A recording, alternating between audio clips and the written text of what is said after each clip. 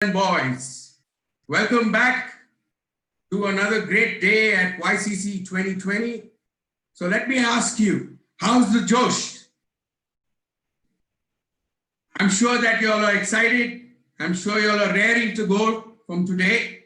We can move into our second segment from this morning, and we bring together the three I's, as you're aware of. You, the individual, the youth, industry, and institutions. And what better start today than to have our keynote speaker, Dr. Parimal Merchant, with us. We are very glad to welcome you, sir, and thank you so much for taking time out to speak to our youth. Dr. Parimal Merchant is the Director, Global F&B Program at SP Jain School of Global Management. Professor Parimal Merchant is the Director with SP Jain School of Global Management in charge of the Global F&B Program, a very distinct and a very unique program which runs for 12 months.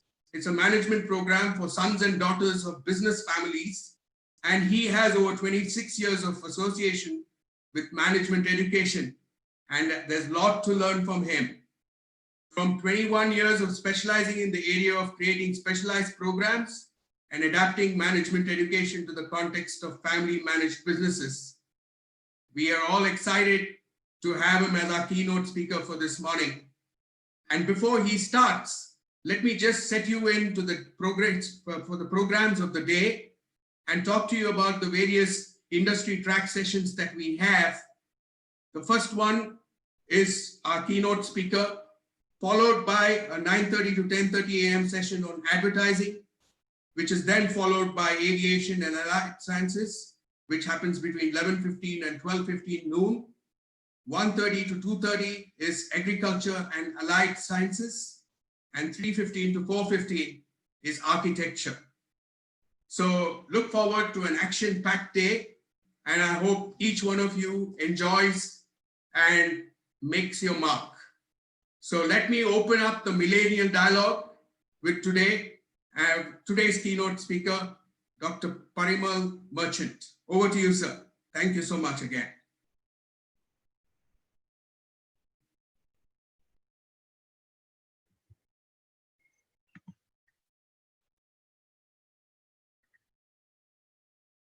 Yes, sir, you can start. Right. So I am 60 years now. Once upon a time, I was 20. And when I was 20, I was exploring what will I do. And one of the questions that was always around was about education. And when I was 20, how will we think about education? So we will do what is called research. And in that, we had limited option. Our research was to talk about what are the options available among few friends. We never had Google, and we never had any platform available to search about options available. So it was via, whatever information was coming. Based on that, we were selecting what we thought was an education. So there used to be fashion. So in my time, in my college, the fashion was to become a chartered accountant. So then it is common that when it is a thing, everybody should be doing it. This is what when I was there once upon a time. Over the period of time, I saw many things. I saw many careers being planned, many careers remaining unplanned. I thought many educated people. I also have seen many uneducated people. So this is an advantage, having seen video film, how it started, how it evolved, how it ended. And then last 30 years, I've been involved with management education. So this gives me a lot of things that I've seen a lot of students coming with a certain kind of perception, certain kind of dream in the eye, certain kind of thing. And then over a period of time, what happens? Some of them stagnate and some of them grow phenomenally. So from that angle, it's good to draw the essence that when we have a choice about education, how do we select education is one aspect. And first of all, what do we understand as education? Two notions are very highly prevalent today, which are powerful, which may be required, but there is a certain kind of undercurrent that we need to understand. So one notion which is powerful today is that education is synonymous with waste. So in the Western countries are supposed to be developed countries. So whatever they tell has to be good. So when we look for education, we have to look at what do we learn from waste. So either we go to there or we import from them. Whatever they are doing must be good. This is the notion. Perfectly all right. But it has a lot of lacunas also. And there is another notion. Education has to do with occupation. So I knew a young girl wanting to do biotech. Why do you want to do biotech? Because my auntie who has done biotech is earning very good salary. So the whole choice of education became synonymous with occupation. Now let's understand this is where we are. Now we go a little deeper. What was the purpose of education? I worked under Dr. Shrikant, who was a great educationist. And he would explain that education is not school, it is not college. It is formation of the human being. He would explain that human being has intellect, has emotions, and has body. Education has to do development of all the three. Now let's understand. There are so many people called educated. When you say development of intellect, it has to do with ability to separate fact from fiction, ability to examine things on your own, ability to question. Now, if one educated person does not have ability to question, surrenders his right to examine, perhaps that's a not so great a development. Development of emotions means understanding myself, relating with others, understanding others. Now, when an educated person gets depressed, something is seriously wrong. And then it was about body, ability to maneuver, having ability to have energy, ability to have motions and do things and move around with body. Now, when people keep falling physically sick time and again, something is wrong with education. So here it is. When we talk about education, there is this rule of triology, always in terms of three. So one was, it was to do with development of intellect, emotion, and body. Say Dr. Shrikant would explain to us is that everywhere, wherever we live, we get some stimuli. I talk with business students a lot. So when we talk about business, one of the stimuli is, as in day-to-day life, what happens? Customer has canceled the order. Now I get a stimuli, a news, an information. And something happens in my mind, something happens in my body, and I do something what is called reaction. A stimuli comes, I do reaction. This is largely a bodily thing. Then I wait for a while and I think through. And then what I give is what is called a response. then there is something else where over the period of time, I have developed something called intuition. Now, reaction is automatic, but response has to do with your ability to think. And intuition has to do with your having acquired the wisdom or the exposure over a period of time. Education has to do with developing our ability to respond and our intuitive ability. Now, another part of the three. Traditionally, in Indian scriptures, there is something mentioned called yoga. So they say there is a Jnana yoga, there is a Bhakti yoga, and there is a Karma yoga. Again, the power of three. Jnana has to do with whatever knowledge we talk about. Now, Bhakti actually meant tremendous powerful emotions. And Karya yoga has to do with body. Now, these I'm just simplifying a little bit. Less time, we have to talk a little over aspect. There was another aspect from Indian scriptures, that each one of us has three Shaktis: Gyan Shakti, Ichha Shakti, and Karya Shakti. Now, it can be translated: Gyan has to do with knowledge, Ichha has to do with desire, and Karya has to do with action. Now, all of us have this three Shakti in limited capability, in limited magnitude. The role of education is to enhance this capacities or Shaktis. So, if I have a desire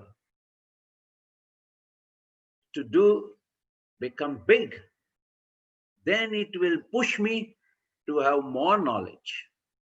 And to have more knowledge, I'll get into action. If I have come to know something, that is, I have a knowledge, I suddenly came to know about Nagoya University and the education available there.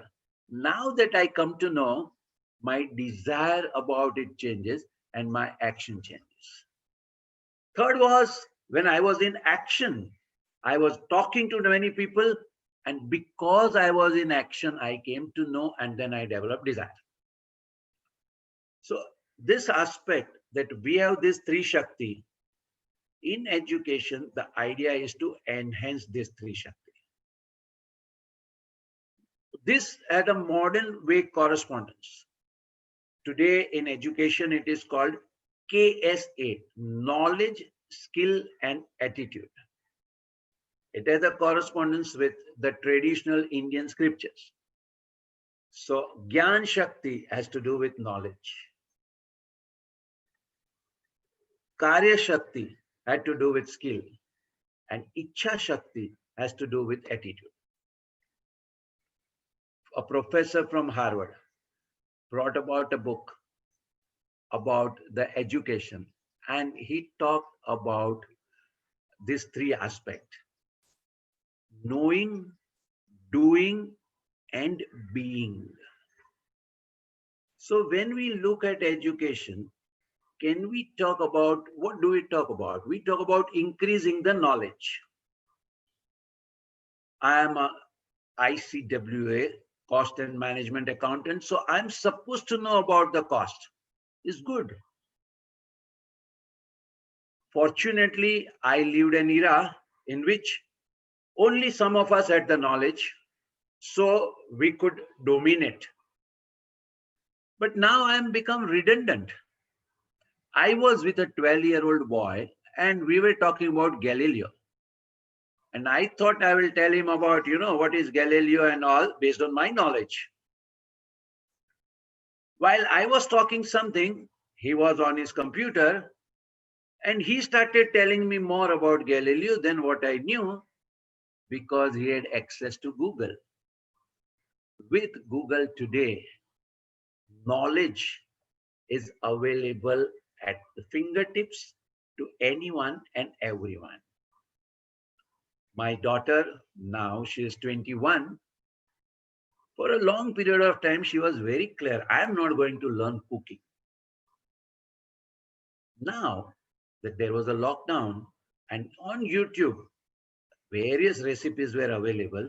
So she is not learning cooking from the mother. She is learning cooking from the YouTube, and not as a daily core, but as an entertainment, as a experimentation, as an exploration. Because of what? Knowledge is now available at call to anyone at any time.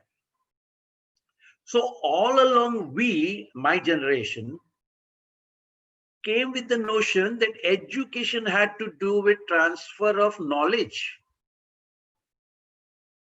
Something is written in the book. As a professor, I will read the book.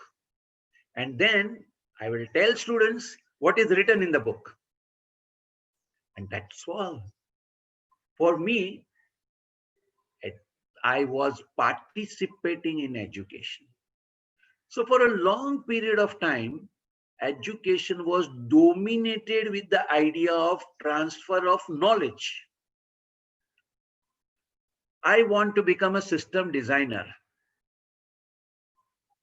I just did a few search and I understood what are the different dimensions involved in system design. I don't need to go to any school, college, degree, certificate, anything. So this whole aspect of knowledge, which dominated the world of education, suddenly is now democratized, is no more a privilege of few people who can afford certain kind of fees and money and go to certain school and college, then they get an education. Now, knowledge, if it is education, is all across. But it is the other two, skill and attitude, which is going to take a far more powerful position in the coming times. It was always important, but it was not paid much attention. All the school colleges were designed in such a way that attitude was already being formed, but it was not so much consciously known. All of us thought that school, college, education means knowledge. Now, what kind of skills are we talking about? One of the skills is critical thinking. Asking a question. Who said? How do they know? What if we do differently? Now, this is something which is such a vital skill that has helped humanity to evolve.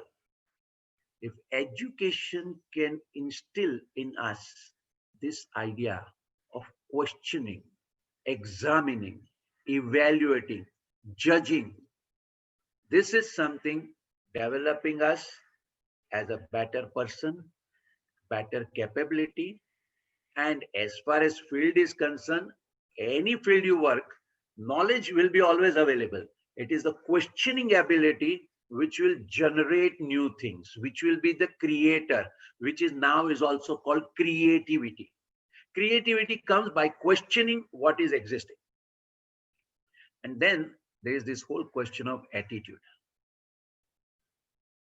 Attitude has to do with a certain kind of confidence in myself. I have been part of management education. And what do we see in our field? These educated people, instead of becoming confident, become nervous. In my MBA college, the first question on the day of joining, job milegi ki nahi? Will I get a job or not? And second, which stream do I choose? Where do I get better paid? Fallen down everything to that. It had to do with identifying my strength, identifying my liking, building on my liking so that I don't work all my life, I live my life.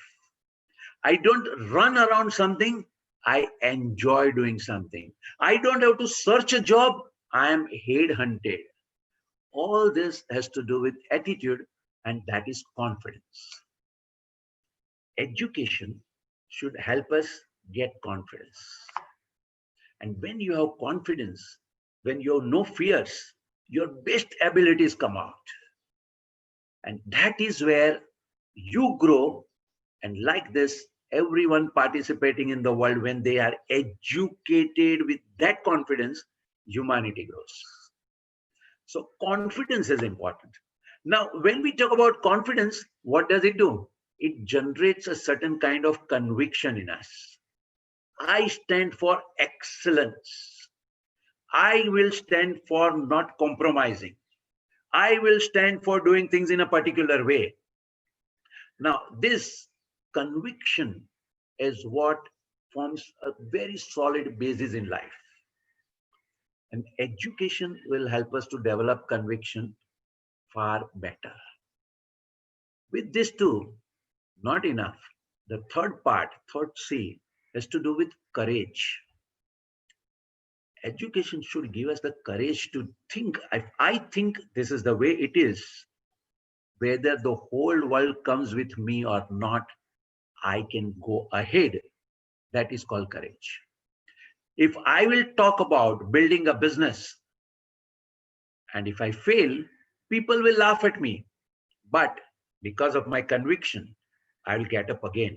That is called courage. Courage to challenge. Why should I dream to work for Google? Why can't I dream to create Google? All big business people were small once upon a time. I'm small today. So why can't I do big things?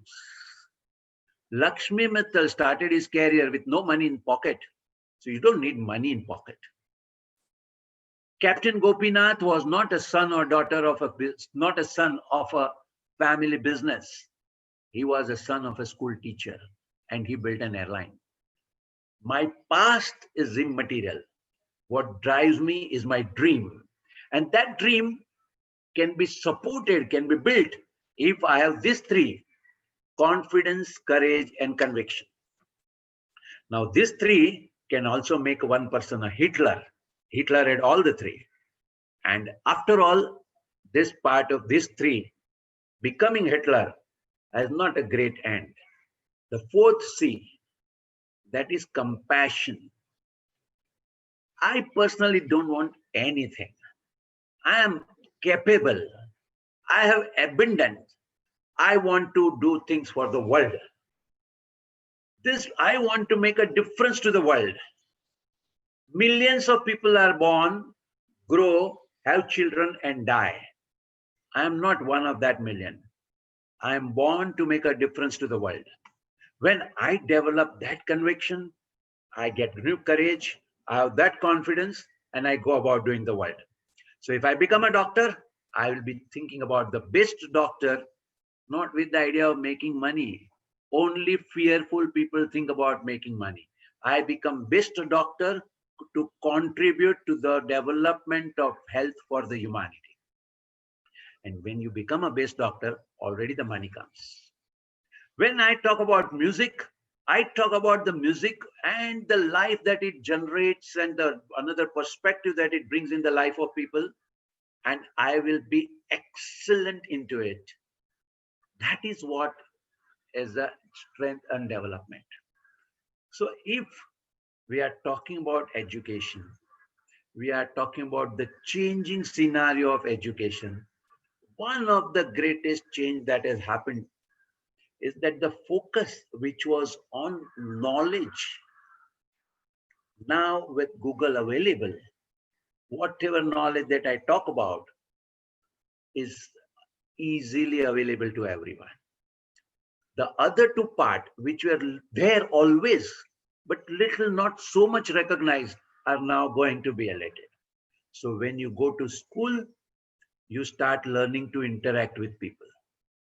That is interpersonal skill. When you are interacting with other people, some people are very nice to you, some people bully you. When you are being bullied, you feel disturbed.